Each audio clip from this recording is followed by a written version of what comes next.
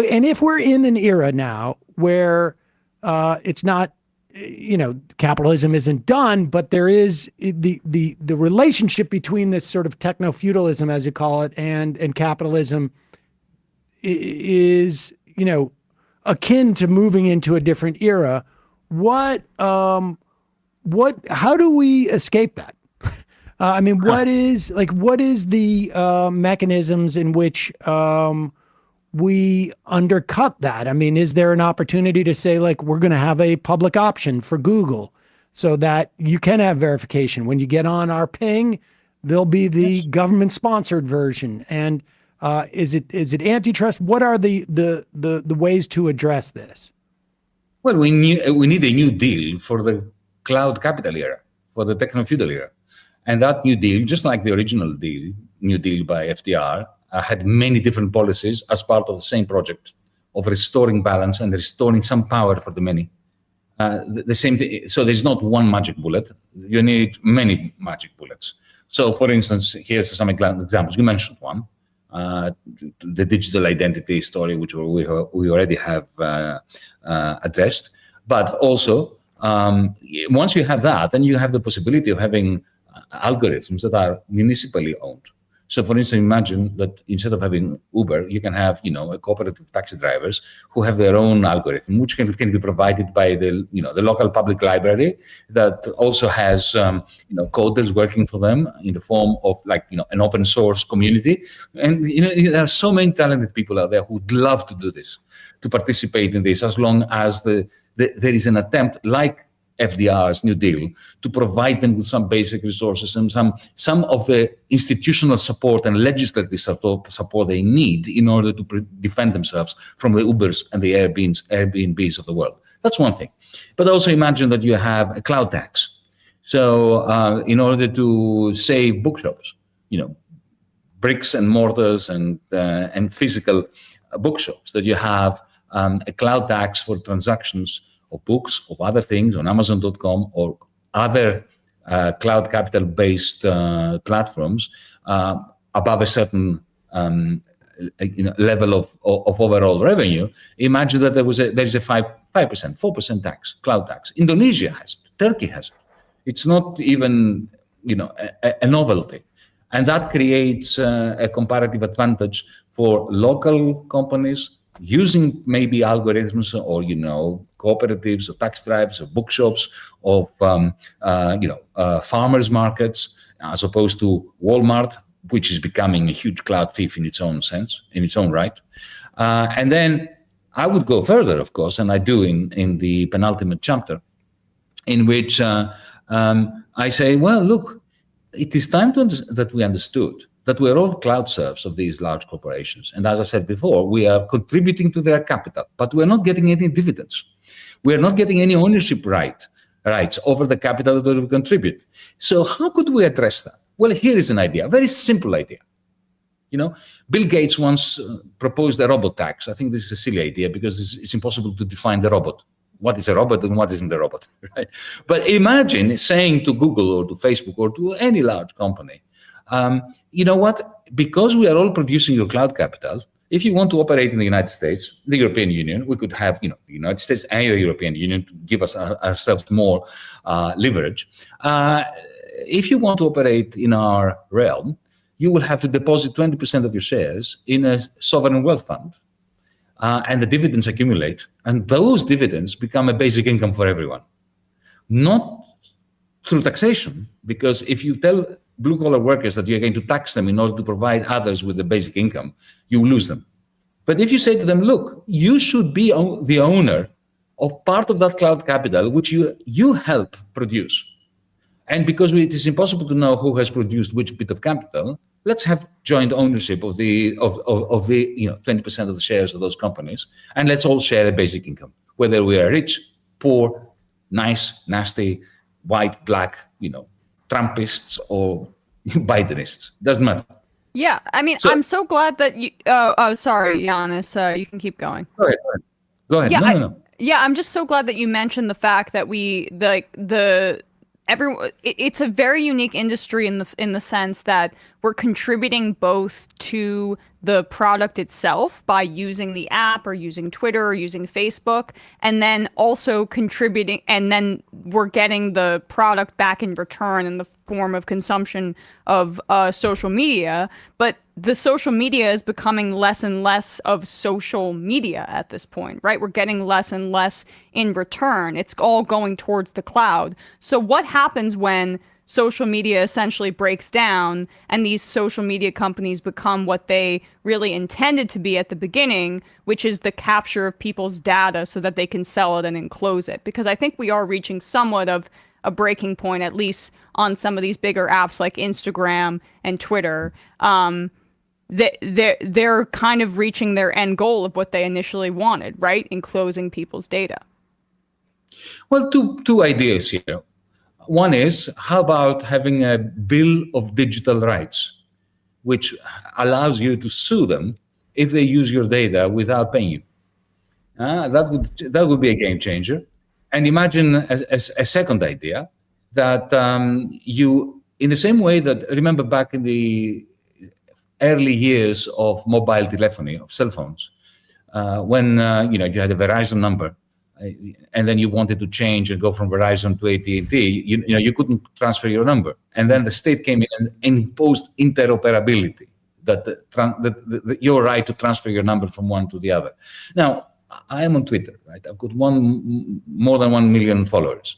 If I go to Blue Sky because of my disagreement with the way Twitter is behaving these days, let's say, hypothetically, right?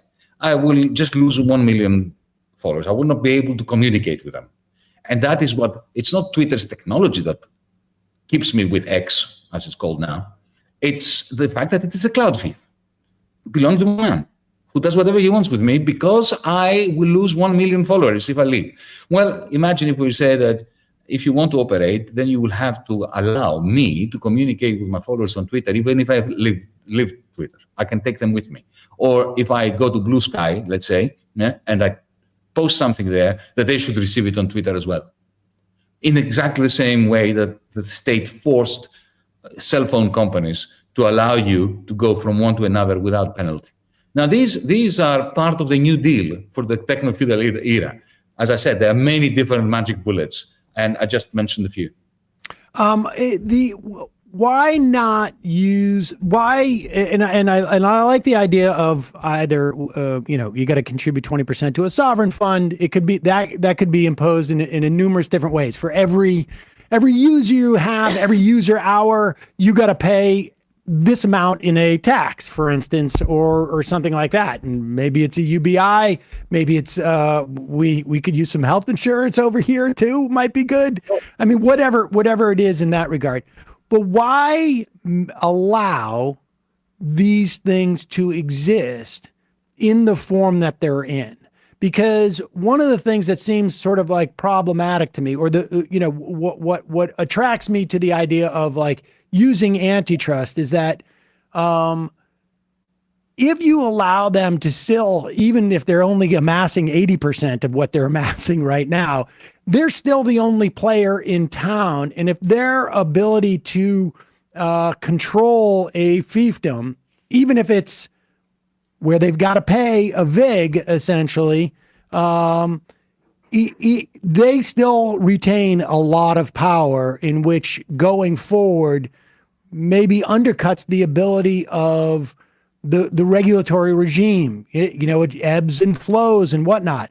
I mean, why would that be better than just basically saying, we're gonna outlaw your algorithm, we're just not going to allow you to be that big, or you're not allowed to be able to sell exclusively these books or these products, or I mean, there's a myriad of ways, it seems to me, to inhibit and undercut the growth and cut these companies up so that they don't amass the power that allows them to be this dominant, even if they're giving some kicking back X percentage of dollars. But just from a pure democracy standpoint. Well, you're speaking to my heart. There's no doubt about that. But let me say that it's not straightforward to take the antitrust legislation of the 1920s under Theodore Roosevelt and apply it to these companies. Because, when Roosevelt, the Teddy Roosevelt, when he broke up Standard Oil, it was straightforward. Technically, it was really very simple. Politically, it was very hard, and kudos to him for doing it. But technically, it was really very straightforward. But all he did was to say, okay, every state's Standard Oil is a separate company. Now you can compete with one another. But how can you do this with Facebook? Or when you go to Facebook, you want to find all your friends in one place. Supposedly, you don't want to have Facebook for California and another for Arizona, and a Chinese wall between them. That wouldn't work. Twitter, the same. But I have two thoughts on this. Firstly, that if you introduced a Bill of Digital Rights, which allowed people to sue companies that actually use your data in order to condition you to buy stuff, all you will need is a class action for their business model to collapse, without being illiberal and saying, I'm going to ban you. Because I'm as a lefty, I'm feeling uncomfortable about the state coming in and banning a company. I want to change the property rights so as to take away the power from them in a way which is clearly fair and therefore can amass mass support, politically speaking. Otherwise, it won't work. But in a previous book, which was a science fiction novel of mine called Another Now, I described my ideal world in which every company, not just cloud capital-based ones, but every company operates on the basis of one employee, one share, one vote. And then imagine if you were to legislate, change corporate law so that you have one person, one share. So the share, the idea of the share becomes like that of an ID card for a college student. You can't sell it, you can't buy it, you can't rent it, you can't lease it. You have it as long as you are registered at the university, at the college, and where you're gone, you go, and you can use it in order to vote in elections, to use the facilities and so on and so forth. Imagine if you had that kind of system. Suddenly, the share market would go, and suddenly every company would be a cooperative. But of course, that's why, as I said, I included this in my previous book. Science fiction. Political science fiction.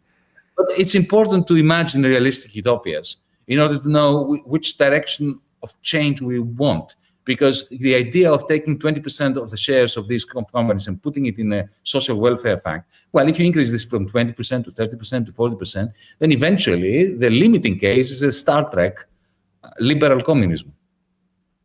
Right. No, I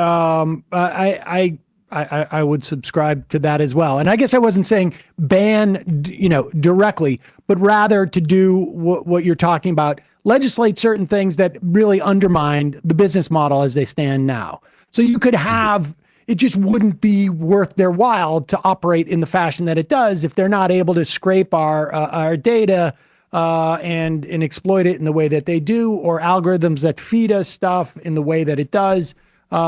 It seems to me from an antitrust data and allows you to take your data away from their platforms, not lose it if you cancel your subscription or your username. What? All right. Last question. I appreciate your staying with us this long. What? If we're at this juncture now, I know that if I, maybe I asked you 20 years ago, would we be at this juncture now? You would have no idea.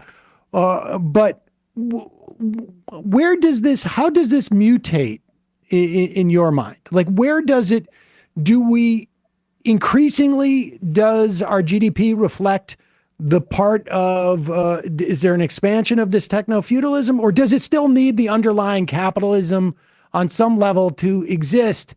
And it reaches some type of equilibrium, or is there a third iteration that rears its head? I mean, assuming we don't go into a direction that is more socialism, like, where does this iteration of post-capitalism, for lack of a better term, head towards? I think both of what you said are compatible with one another. The first is that, yes, without a capitalist sector embedded in the techno-feudalism that I'm referring to, techno-feudalism doesn't work. In the same way that the feudal sector is still important to the extent that we need to eat food, right? So you still need the ranches and large crops in order to feed us. under capitalism. Similarly, the capitalist sector is essential for the techno-feudal lords, the feudalists, to skim off the rent. But I think that indeed the capitalist sector will shrink and shrink and shrink in terms of its capacity to invest. That will create more and more macroeconomic crisis at the level of our, not just our society, but the West, generally speaking. This is going to intensify the tension between the United States and China, because China has a completely different model. They are far more capable, because of their authoritarianism, to regulate the extent to which there is investment in things that they want, like solar panels. They can produce as many solar panels as they want these days, compared to Americans or Europeans, who can produce almost next to nothing compared to our needs. So we are moving towards greater instability, and I'm going to have to put on my, greeny ecological hat to say that as this process continues, with the cloud capital of the algorithm of the social media that Emma referred to before, being primed to toxify our democracies, our conversations, in order to maximize the accumulation rate of cloud capital in social media, our capacity to agree on what needs to be done in order to stop the climate catastrophe is going to diminish. It's already diminished. We cannot have a proper conversation because the way in which the social media algorithms are primed to poison democracy, the conversation between us. We are, as a species, we're going to prove very idiotic, and we will not succeed in arresting this very steady decline of our environment. To be that's fair, why politics, and that's why democratic politics is more essential now than ever. Yeah, I agree. I mean, to be fair, social media did not the resistance to even the existence of climate change, at least in this country, certainly predates social media. We had an entire party dedicated to the proposition. Of course. But the social media model of cloud capital accumulation is such that it is impossible to have a conversation anymore. And that is, this is manna from heaven for Donald Trump and the Republican Party that really doesn't want us to have this conversation. Yeah. Yanis Varoufakis, the book is Techno-Feudalism, What Killed Capitalism. We will put a link to that at majority.fm and our YouTube and podcast descriptions. Maybe we'll put it out on social media a couple of times too. Thank you so much for your time today. Really appreciate it. I appreciate it too. Thank you. Thanks so much.